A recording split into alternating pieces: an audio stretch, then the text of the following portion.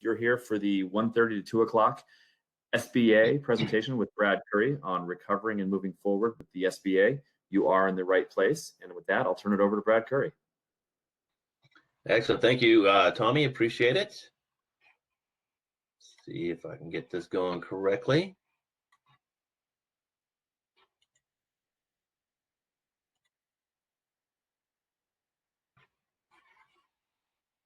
There it goes.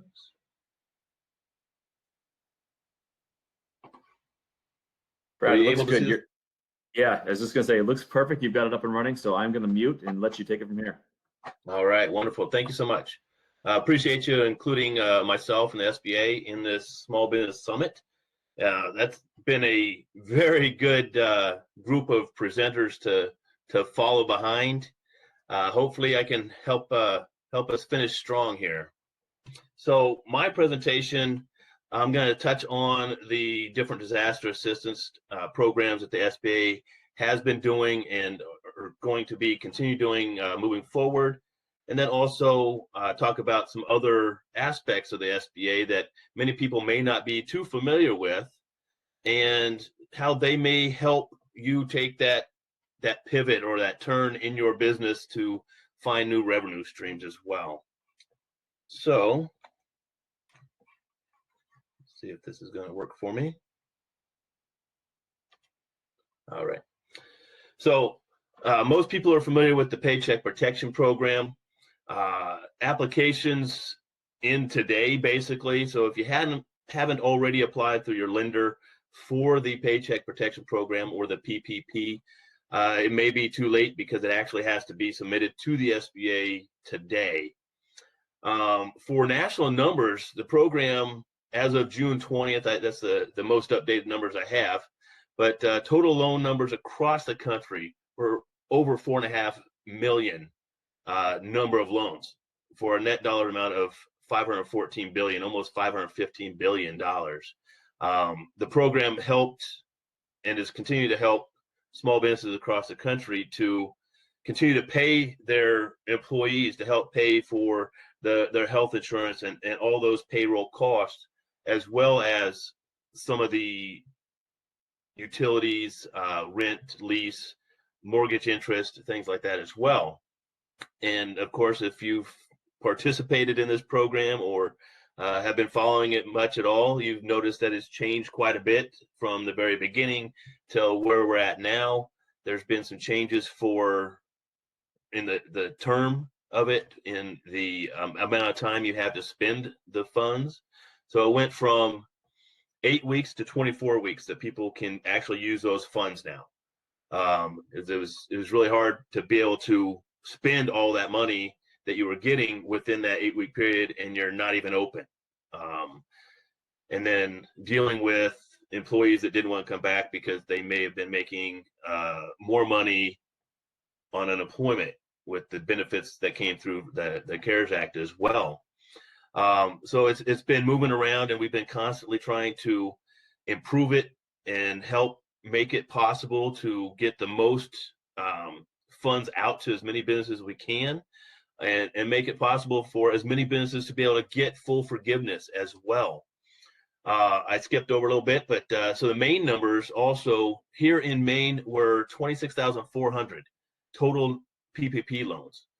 And then the net dollars on that was 2.2 billion PPP loan dollars right here in the state of Maine to help the small businesses be able to continue to pay their employees and keep them on the payroll, opposed to having to let them go.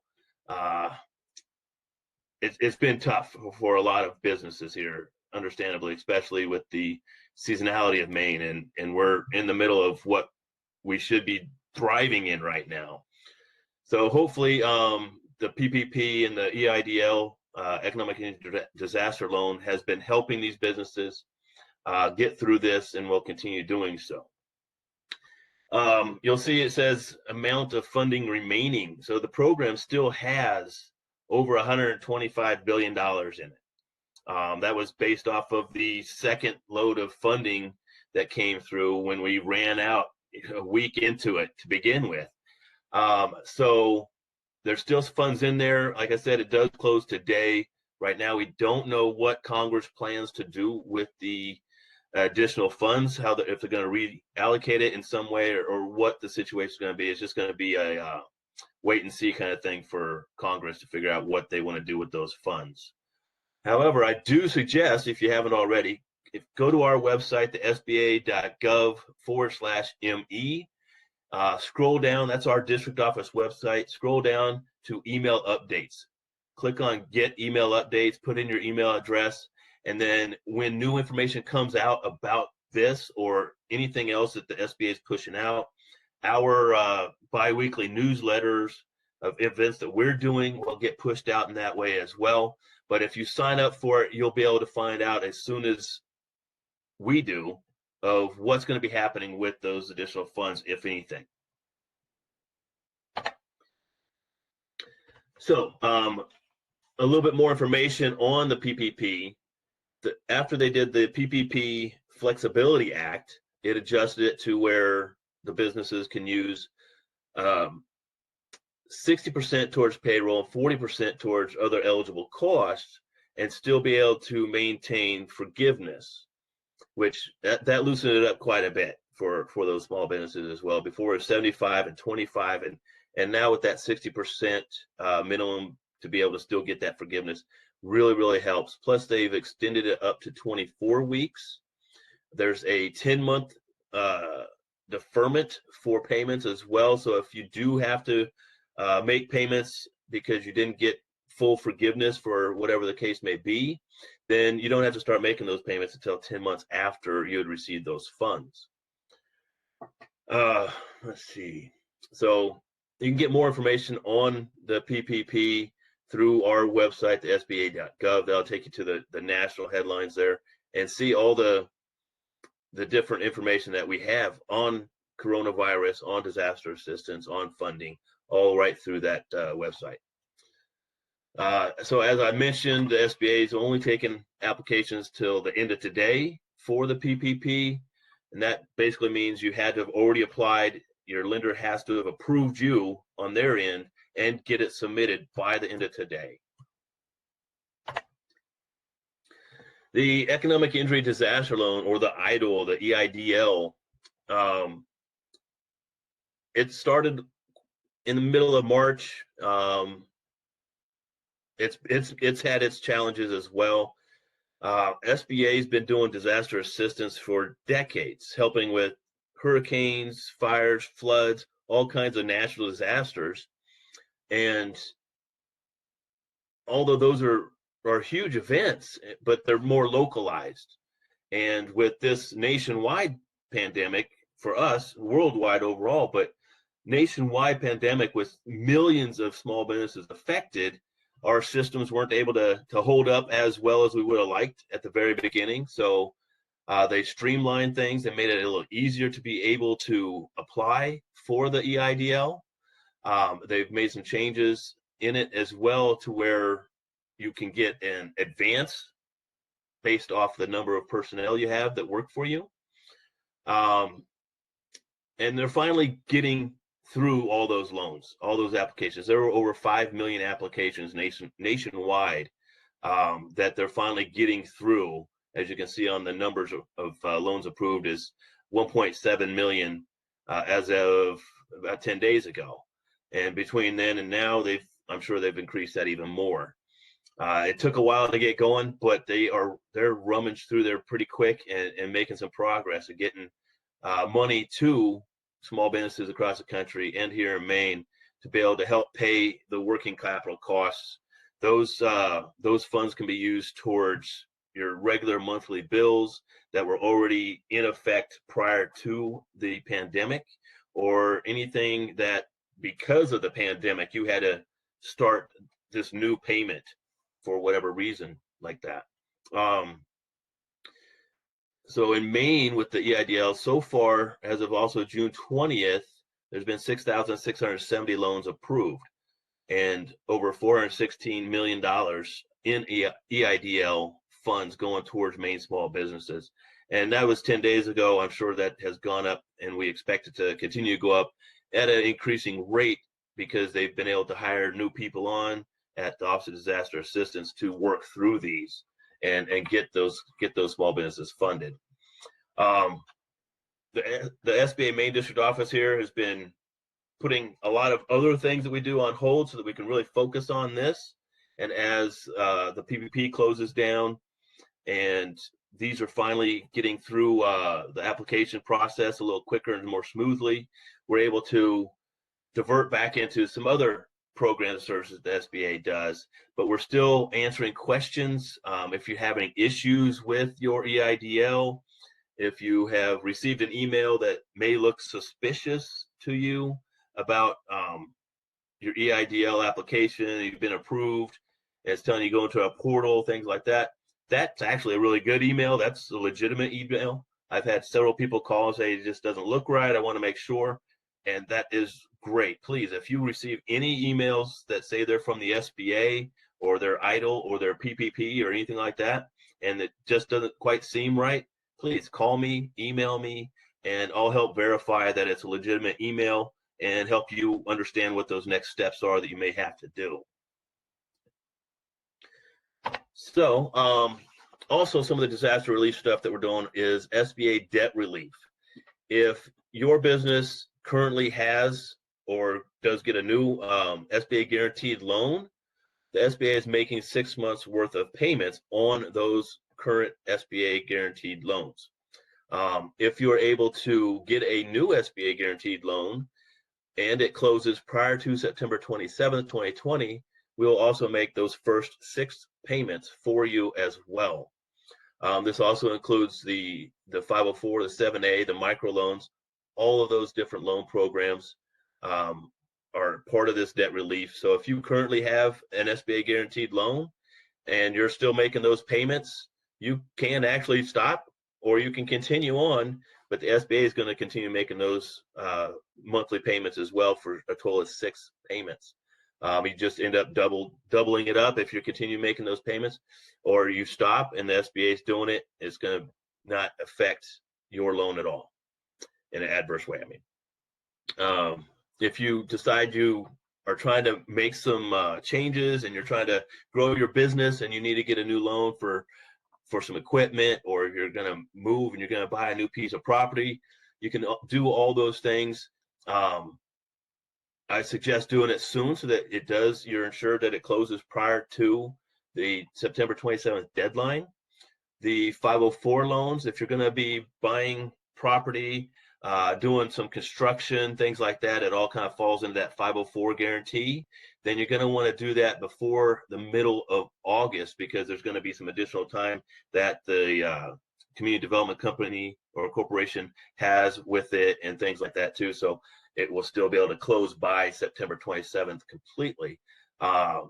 So look into that as well. It could be a great way to be able to get those funds that you need to continue to grow your business, since you've making it or have made it pretty much through the pandemic. Hopefully we don't have to have a second round of, or third or fourth round of all this assistance and having more issues. But so that's another option you can use as well, is that SBA debt relief and getting a new SBA guaranteed loan. So a little bit of information on that too. Lenders may not intentionally shorten loan maturities so that you only have 6 months or less, on that loan, because then that's basically a grant, and we can't do that.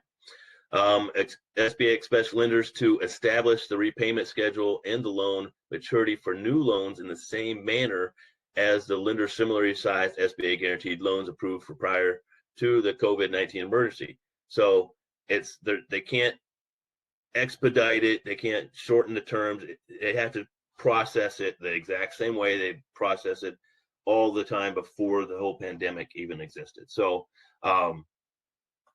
it's your typical SBA guaranteed loan. And the way, if you're not familiar as well, the way the SBA guaranteed loans work are, you start with the bank, you go to the bank, you apply for a conventional business loan.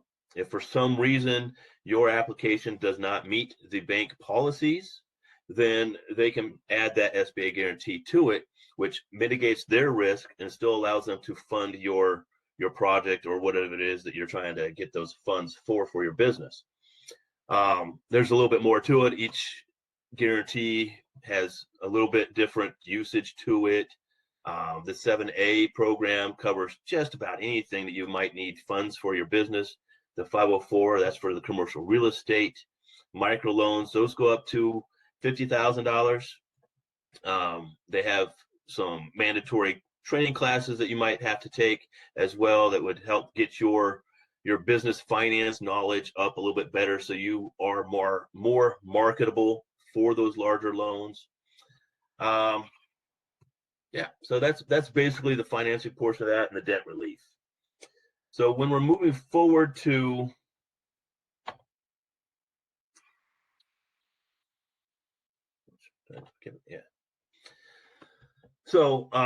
recovering and moving forward, we have several programs that we've been working with for a long time.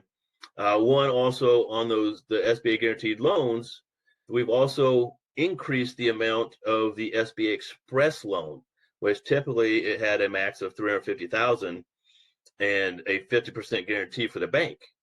Now, through the end of the year, if you need to get an SBA guarantee, they can simply make it an SBA Express loan up to $1 million. And again, if that's done before the 27th of September and closed by then, you can also have those first monthly payments paid for. So also opening new revenue streams by selling to the government. We have government contracting assistance. We have the 8A program. We have Jim Pino. He's my counterpart up in Bangor. He covers the entire state of Maine for the SBA. He's our government contracting specialist. He will meet with you, talk to you about selling to the government, how to put your product or your service into the market to sell to the government, how to bid on different contracts. One of the main resource partners for government contracting is the Procurement Technical Assistance Center, or PTAC. They're located across the country as well, and they have several advisors right here in Maine to help you on every level of government, from state, local, all the way up to federal as well, to help you understand getting into that new revenue, that new market, excuse me. There's advantages to selling to the government as well as to the federal government on the higher level. Small businesses have different certifications. So the federal government has a goal of selling 23% of the 23% of our purchases need to go towards small businesses. And there's different small business certifications to continually open up that door a little bit more for different agencies to purchase from your business. We can get more into that. We plan to do some more webinars in the near future, as well as we're still not planning to do a whole lot of face-to-face workshops and presentations, unfortunately, which I really miss getting out and seeing people and shaking hands and discussing things face-to-face. It's a whole nother interaction that I prefer, but we're working on adjusting that, just as all you small businesses have adjusted on how you're acting and how you're building your business now. Another way of finding another revenue stream is looking at global markets. There's 96% of the global marketplace is outside of the United States. We have assistance, we have guaranteed loan programs, 3 different ones that can be used for exporting. We have partnerships with the Maine International Trade Center. They have international trade specialists that can help you determine where is the best market in the world to sell your product or your service. And we also have certified export counselors, advisors from the Small Business Development Center that can also help you put that export plan together and really make it to where you have the knowledge to move forward, which helps take the intimidation out of it completely. Because once you've been provided that knowledge from advisors, mentors, that have all that information for you, And once you soak that up, you'll feel more confident to be able to take that next step into government contracting or to selling your product overseas as well.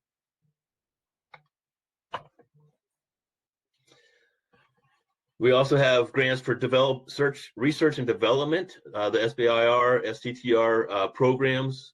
The Maine Technical Institute, they receive a grant from the SBA to provide these grants to businesses that are developing new technologies and need help getting the funds to develop it and then be able to bring it into the marketplace. Lender Match, it's very similar to Lending Tree.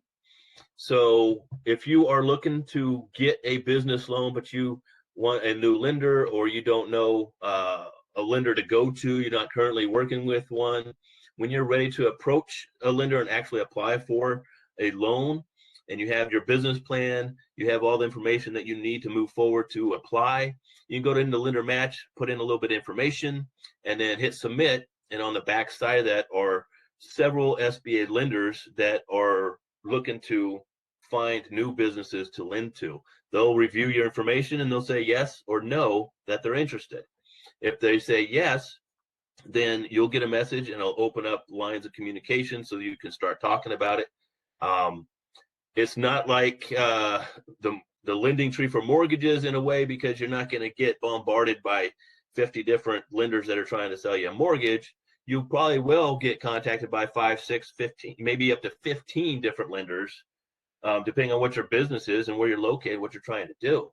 But they'll contact you, and then it's just up to you to start working with whichever one you feel most comfortable working with. And the SBA lenders here in Maine have been doing a phenomenal job prior to the pandemic, and then especially during the pandemic with all the PPP loans that they have done. We wouldn't be able to get those funds out to the small businesses without their exceptional assistance with that. I'm going to skip to the bottom just real quick. The SBA Emerging Leaders Program, we've been doing it across the country for 12 years now. We've had it in Maine from last year and the year before. This year we ended up having to cancel it and postpone it for next year. But what it is a streetwise MBA program, 6 to 7 months long. There's 13 modules in it. It's for businesses that are poised to grow. So the minimum requirements typically are $250,000 in annual revenue, at least one other employee, so that you can have somebody else handling business while you are working on your business. As Michelle was saying in the last presentation or prior to that, you find ways to work on your business and not always in your business. And that's really what this program does, is it helps you work on your business, covers several different topics, and it's just a wealth of information. Unfortunately, I really wish we could have had it this year. I was the program manager last year. It's a great, great program. If you can apply for it next year, be looking for it. We'll be recruiting probably early January. And then the last thing here is our official resource partners. SCORE, the Small Business Development Center, the Women's Business Center, and the Veteran Business Outreach Center. They are all partially funded by the SBA and provide free business advising and mentorship all the time. They've been helping small businesses through this pandemic just heavily all the time with trying to figure out how to apply for the different disaster assistance things. And then also, how are they going to reopen? How are they going to be able to bring their employees back? How are they going to shift and make that pivot? And they've been such a great asset to the SBA for decades and continue to do so. And I have to thank them as well for all the hard work that they do. I'm constantly referring people to them. I'm not an advisor, but I'll sit down and talk with people, find out what it is that they're trying to do, and then try to refer them over to the appropriate resource partner. So the information for the disaster relief stuff, you can look at that first link on there, the SBA.gov funding programs, loans, coronavirus relief options. There's a lot of information about that. And then our district office website, the SBA.gov/ME, as I previously mentioned, There's also a link to lender match on there. We have a calendar of events that we're going to be populating here real soon with more webinars. So go in there. There's a whole bunch of information that you can get just from that website, and it's free. If you don't have our resource partner contacts, you can go there to get them as well, or just Google all those names that I mentioned: SCORE, Small Business Development Center, Women's Business Center, and the Veteran Business Outreach Centers here in Maine. Just Google them, you'll be able to get to their websites as well. We have 7 people in the Maine District Office. This is the list of all of our personnel. As you see my information, I don't know if you can see my cursor on there or not, but in the bottom left-hand corner right there, feel free to call me or email me with any kind of questions that you may have, if we're not able to get to all those here during this this summit that we're working on here. So that's my presentation. I tried to fit a lot of information in there. As Michelle noted, I think I'm more of a generalist because I have a whole bunch of different stuff that I can put out there to you.